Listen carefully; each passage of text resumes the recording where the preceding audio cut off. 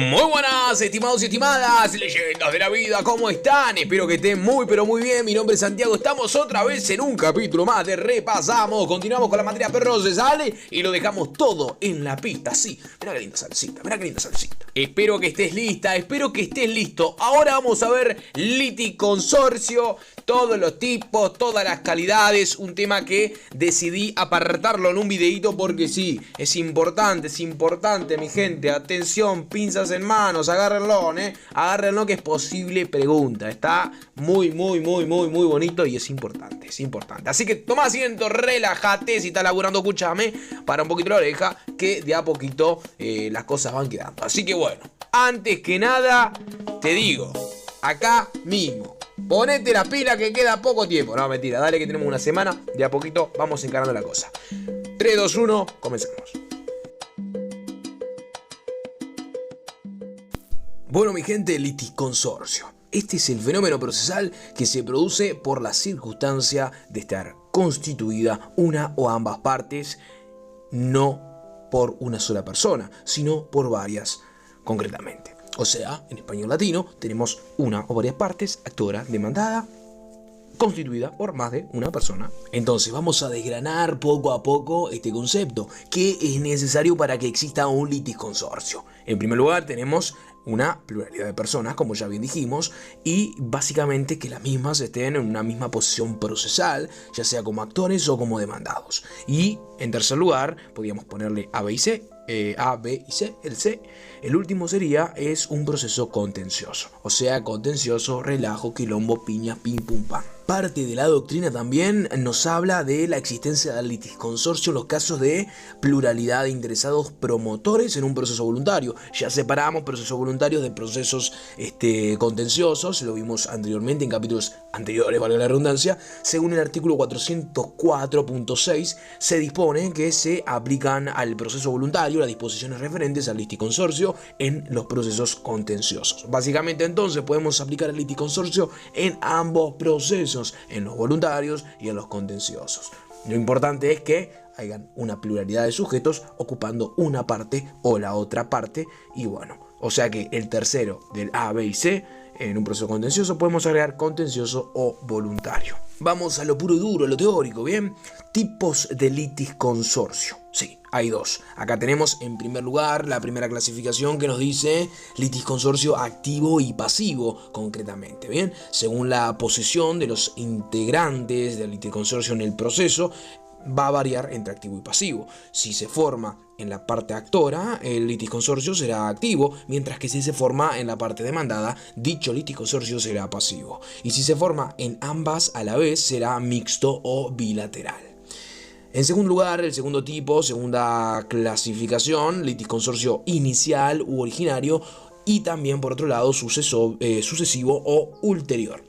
Vamos a usar el término inicial y ulterior para que quede un poquito más desfasado y más fácil de comprender. Como has podido imaginar, cuando referimos al liticonsorcio originario o ulterior o inicial y sucesivo, básicamente estamos refiriendo al momento en el que se configura, se concibe, nace este liticonsorcio. Inicial u originario refiere a si se forma el liticonsorcio cuando se presenta la demanda del proceso contencioso o la solicitud del proceso voluntario, mientras que el sucesivo o ulterior se forma con posterioridad a la pretensión de la demanda o solicitud. Es aquí donde comienzan a surgir diferentes hipótesis de tipos de liticonsorcios. Por ejemplo, en el artículo 48.2, cuando se refiere a un tercero coadyuvante liticonsorcial, después el 49, que sería un tercero excluyente.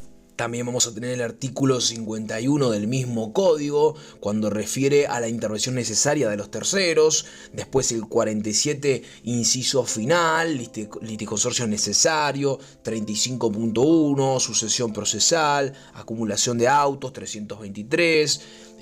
Después demanda contra la contraparte. Y hay diferentes tipos de hipótesis, las cuales posteriormente desglosaremos las que comprendemos como más pertinentes.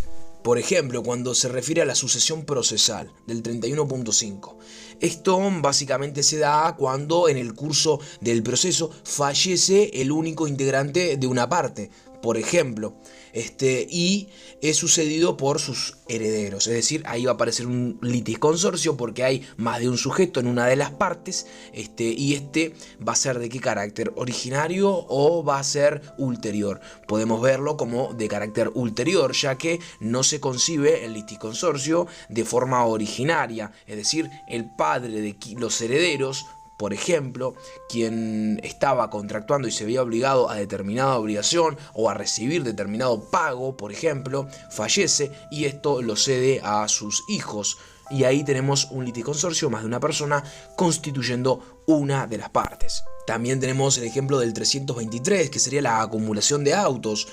Por ejemplo, si varios pasajeros de un medio de transporte colectivo, que es el ejemplo que normalmente suelen poner, sufre un accidente, el colectivo, estos también sufren el accidente, valga la redundancia, de carácter de tránsito, y los mismos promueven una acción en forma separada, separando varios procesos contra la compañía de transporte. Todos esos procesos pueden luego acumularse y tramitarse por una sola vía. Esto lo veremos después como uno de los tipos de litisconsorcio. Y muy bien, continuando con las clasificaciones, ya mencionamos litisconsorcio activo y pasivo, inicial o ulterior, y también tenemos al litisconsorcio necesario y al litisconsorcio facultativo. Esta clasificación refiere a la habilitación o imposición de la formación del litisconsorcio, es decir, que los sujetos tengan intrínsecamente la imposición de que se genere un litisconsorcio o que tengan la posibilidad de conjuntamente actuar de forma facultativa en forma de litisconsorcio. Más o menos por encima, antes de inmiscuirnos en el tema, el litisconsorcio necesario es la integración plural que resulta imprescindible para los actos procesales y para que estos actos procesales sean admisibles, mientras que el litisconsorcio facultativo es la integración plural no imprescindible, claro, porque referimos a una facultad. Ahora, hablemos de puntualmente el litisconsorcio necesario. Volvamos un poquito atrás, artículos 46 y 47 del CGP. Como te acabo de mencionar, el litisconsorcio necesario en estos artículos concretamente refiere a aquel tipo de litisconsorcio cuya formación es imprescindible para los interesados por estar impuesta por la ley procesal, es decir, tienen la carga. Si el proceso no se promueve por o contra todos los interesados, recuerden que puede ser parte activa o parte pasiva, actores o demandados. Por eso hago hincapié en que se promueve por o contra todos los interesados. El tribunal no dará curso a la demanda hasta tanto no se cumpla con este requisito, ya que este tipo de litisconsorcio se forma debido a que en estos casos la legitimación en la causa para ser actor o demandado no la tiene un solo sujeto, sino un conjunto imprescindible de sujetos, es decir, si no son todos, no es ninguno. La pretensión o solicitud de una sola al proceso singular, no acumulativo, y la sentencia que le pone fin debe tener el mismo contenido para todos los interesados, es decir, hablamos de un efecto unitario de la sentencia. Se va a sentenciar para, en este caso, todos por igual. Este tipo de litisconsorcio necesario básicamente procede siempre que, por hallarse en tela de juicio una situación jurídica que es común e indivisible con respecto a una pluralidad de sujetos, su modificación, su constitución o extinción no tolera un tratamiento procesal por separado. Bien, en el caso del litisconsorcio activo, o sea, la parte actora, la titularidad de la insatisfacción jurídica alegada la tienen todos de forma indivisible. Eso es característico del litisconsorcio necesario. Y en el caso del litisconsorcio pasivo, la titularidad del perjuicio que se sufre si el tribunal satisface injustamente la pretensión del actor es compartida con otros sujetos de forma indivisible, salvo que se pueda iniciar contra uno solo, según el artículo 217.2, por o para codeudores solidarios, según lo que nos decía el doctor Aval. Sin embargo, entonces lo importante acá es esto: parte activa, parte pasiva. Hablamos de la indivisibilidad de la pretensión. Bien, un ejemplo para que quede más claro: rescisión de un contrato de alquiler que fue otorgado por los dos condominios del bien. A ver, para que quede más claro, estamos refiriendo a un contrato de arrendamiento de alquiler que fue otorgado a dos sujetos, ¿bien? La voluntad de rescindir solo puede emanar de ambos sujetos que arriendan, ¿bien? Puesto que son los dos los titulares imprescindibles de la insatisfacción que se alega a la demanda. Una característica muy importante es que en el liticonsorcio necesario, los sujetos que integran dicho liticonsorcio deben actuar de común acuerdo, salvo en acuerdo de los recursos y demás actuaciones procesales que cada integrante del liticonsorcio puede realizar por su cuenta. Cuando no actúan en conjunto, los liticonsortes, que es el nombre que reciben estos, o en su defecto el tribunal, nombrarán un procurador común en el plazo de 10 días, salvo que éste sea nombrado salvo que ese nombramiento aparejare grave perjuicio al ejercicio de la defensa del juicio. Ahora sí. Pasemos al liticonsorcio facultativo, artículo 45 del CGP. La formación del liticonsorcio facultativo depende enteramente de la voluntad de los interesados. La tramitación de un único proceso o la comparecencia como partes singulares tramitando varios procesos autónomos es una opción lícita de esos interesados, es decir, es una facultad. Prácticamente más de un sujeto van a formar una parte porque tienen un interés común y van a iniciar un proceso contra un determinado sujeto, un demandado, o a su vez, siendo la situación o la posición pasiva, van a recibir, siendo una multiplicidad de sujetos, la demanda de uno solo.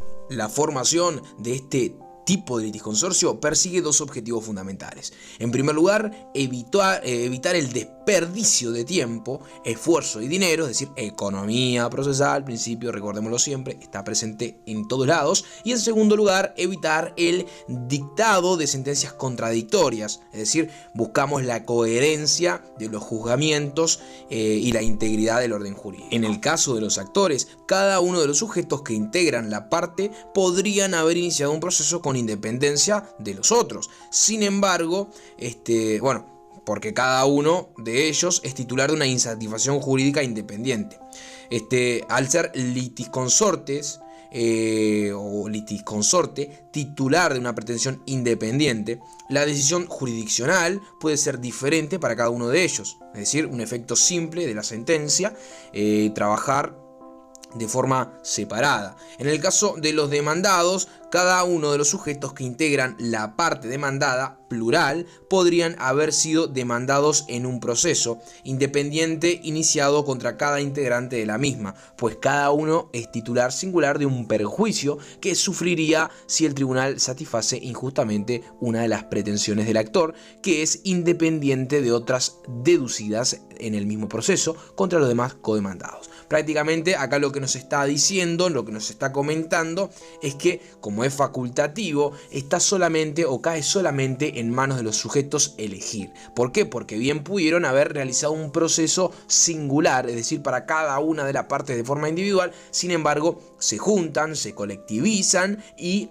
generan estos dos objetivos o sustentan estos dos objetivos. En primer lugar, básicamente, no perder tiempo, no perder dinero, no perder esfuerzos, principio de economía procesal, y en segundo lugar, evitar sentencias contradictorias, que eso es muy importante para la coherencia del sistema, la integridad del orden. No obstante, las ventajas en ciertos casos conlleva a la realización de un trámite unificado de todas las pretensiones, es decir, esto no es que se hace porque bueno, inventamos algo, no, o sea, produce ventajas para las partes que deciden facultativamente iniciar este tipo de procesos.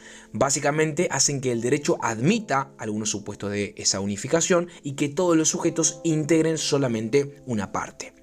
Los litisconsortes son considerados litigantes independientes, ¿bien? Básicamente siguen siendo litigantes independientes. Los actos de cada uno no favorecen ni perjudican la situación procesal de los restantes, siempre y cuando no se afecte la unidad del proceso. Por tanto, no se exige la actuación conjunta, excepto en el caso que nos presenta el 334.2. ¿Bien? O sea, se van a juntar para iniciar un proceso, sin embargo, no tienen una dependencia uno de otro, como sí lo era en el caso del liticonsorcio necesario. El ejemplo que yo les traía arriba de la mesa, el tema del arrendamiento, bueno, tienen que decidir los dos ¿Por qué? Porque se inicia necesariamente, la ley obliga a que ambos actúen conjuntamente, que actúen, se podría decir, en común acuerdo. Sin embargo, cuando referimos al liticonsorcio facultativo, solamente compartimos un objetivo, mientras que los litigantes son independientes. Nuestro derecho opositivo vigente habilita la formación de este litisconsorcio en dos grandes hipótesis. A. Cuando se dan ciertos supuestos generales de conexión previsto por el artículo 45 y 120.2. Y B, por otro lado, cuando se dan ciertos supuestos concretos habitualmente previstos en la ley sustancial. Supuestos generales de conexión, ¿cuáles son estos? Bueno, son supuestos en el que la ley habilita la acumulación subjetiva de pretensiones. En todos estos casos se genera un proceso acumulativo, un proceso cuyo objeto comprende varias pretensiones que se optan por resolver conjuntamente con un único proceso. Es decir, acá existen más de una persona que tienen una pretensión, un interés común, y las vamos a juntar y vamos a generar o va a abocar en un único proceso. La sentencia que pone fin a este proceso, que es única, puede estimar alguna o algunas de las pretensiones y desestimar otras. No es como que va todo por igual. Bien, esto es muy importante, lo vuelvo a remarcar. La sentencia le pone fin a este proceso. Es una sentencia única. Puede estimar algunas o alguna de las pretensiones y desestimar otras. Bien, no es lo mismo. En el otro caso que hablábamos, no se pueden desestimar todas las pretensiones, o esta sí, esta no. No, porque tienen que actuar de forma en conformidad, se podría decir. Bien, ahora sí, pasamos a A, conexión en la causa de las pretensiones acumuladas. Tiene que haber esa conexión en la causa. La causa es el fundamento jurídico de la pretensión. Son los hechos cuya existencia se afirma en la demanda y sirven de supuesto para ciertas normas que establecen que, verificada la existencia de aquellos, o sea, de los hechos, corresponde una declaración, constitución o condena. Por ejemplo, el proceso laboral promovido por dos trabajadores contra su empleador por haber sido despedidos en el mismo acto. O el proceso promovido por el lesionado en un accidente contra quienes considera responsables del ilícito. El ejemplo del ómnibus que mencionaba hoy, choca el ómnibus, nos lastimamos todos. Ahí facultativamente todos nosotros podemos juntarnos y hacer, evitando procesos, tiempo, economía procesal, un mismo proceso, una misma demanda a, claro está, quien yo entienda que nos perjudicó. Por ejemplo, la compañía del ómnibus. Después tenemos B, cuando la sentencia a dictarse con respecto a una de las pretensiones pudiera afectar a otra. Acá lo que se busca es lograr básicamente el mismo objetivo, aquello que entendemos por la extensión de la cosa juzgada en el artículo 218.3. Para Valentín, parte de la doctrina, son los casos en el que las pretensiones se hallan entre sí en relación de dependencia. Por ejemplo, si se decide que la pretensión del deudor principal es nula, esa decisión afecta a la pretensión dirigida contra el fiador, por ejemplo. Ahora, hablemos de cuáles son los supuestos concretos que habilitan la formación del litisconsorcio facultativo. Bueno, el litisconsorcio facultativo con necesidad de sentencia uniforme existe básicamente en base a, como les digo, estos supuestos. Bien, estos existen casos en que la insatisfacción jurídica es una sola y pertenece a varios sujetos. Pero cualquiera de ellos puede promover el proceso destinado a excluirla, porque el legislador no impone la formación del litisconsorcio. Por eso es facultativo, al menos en este caso. Al ser la pretensión una sola, es decir, ambos comparten una misma pretensión, el proceso no es acumulativo, sino que es singular. Y la sentencia que le pone fin al proceso debe ser idéntica para todos los litisconsortes. Es decir, yo y vos tenemos una pretensión que es única y yo puedo decidir si actuar conjuntamente con vos o actuar solo por mi parte. Obviamente, si actúo solo por mi parte, voy a entrar en gastos que a lo mejor pude haber evitado actuando como litisconsorte a tu lado. En este caso, el proceso no es acumulativo, sino que es singular. Es decir, la sentencia que va a dictar el juez le va a poner fin de forma idéntica para vos como para mí por ser liticonsortes. Esta conclusión derriba la afirmación de que el liticonsorcio facultativo siempre genera un proceso acumulativo de varias pretensiones. Es decir, podemos tener una misma pretensión, no tiene por qué ser varias las pretensiones. Puede ser una sola pretensión. Bien, ambos tener la misma pretensión, no tiene por qué acumularse distintas pretensiones para hacer el liticonsorcio facultativo. Ejemplos: artículos 3, 6, 7 de la ley 16060, artículo 33 del decreto ley 14.219. Acá estamos refiriendo a los cobros de una obligación de solidaridad activa, en ciertos casos de intereses difusos o colectivos. En esos supuestos se aplica por analogía el artículo 46.2 en sede del liticonsorcio necesario. Bien, liticonsorcio facultativo inicial, ya lo hemos comentado. Es mezclar ambas clasificaciones cuando varios sujetos presentan conjuntamente una sola demanda, y esto es inicial, o sea, desde un comienzo. Y el liticonsorcio facultativo posterior sería la intervención voluntaria o forzada de ciertos terceros, con una posterior también acumulación de autos o sucesión procesal, etc. Bueno, mi gente, esto fue, claro está, liticonsorcio facultativo y necesario, y las distintas clasificaciones y cómo entenderlos y poder diferenciarlos. Espero te haya quedado claro. Sabés que está en la caja de comentarios por si tenés alguna dudita. Mi nombre es Santiago. Esto fue un capítulo más de este bellísimo podcast de Repsamos. Nos vemos en la próxima. Chau, chau.